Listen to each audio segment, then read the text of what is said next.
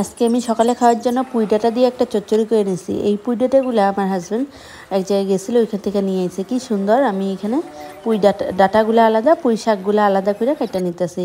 তারপরে আমি এরকম করে আমি বেগুনটা এইভাবে কাটতে লাগবে দেখে নাও। তারপরে আমি এইভাবে মিষ্টি কুমড়াগুলো কাটতে নিতেছি। এই পুঁই ডাঁটার চচ্চড়িটা খাইতে খুব স্বাদ হয়। এটা মধ্যে একটু মিষ্টিটা বেশি লাগে, যারা যেরকম খায়, আমি মিষ্টিটা বেশি দিই। তারপরে আমার ঘরে লোকাল ধনিয়া পাতা ছিল না, তারপরে আমি এই যে মান ধনিয়া পাতা একটু কাইটা দিছি। এটারে আমরা মান ধনিয়া পাতা কই, বিলাতি ধনিয়া পাতাও কই। লঙ্কাও দিছি, আর এটাতে একটু তেলটা বেশি লাগে। এইখানে দেখতে লাগতেছে কম দিছি, কিন্তু ভালোই একটু দিছিলাম।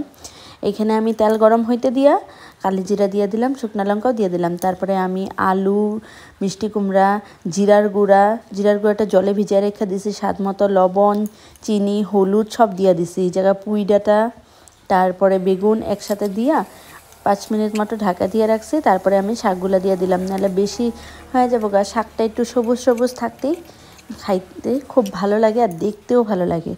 দেখো, আমার সকালে ভাত দিয়ে খাওয়ার জন্য পুঁই ডাঁটার চচ্চড়িটা কি সুন্দর হয়েছে। কালারটাও যেরকম হয়েছে, খাইতেও খুব টেস্টি হয়েছে। আমি মান ধনিয়া দিয়ে এই জায়গা নামায় ফেলাইলাম। খুব টেস্টি হয়েছিল। টাটা।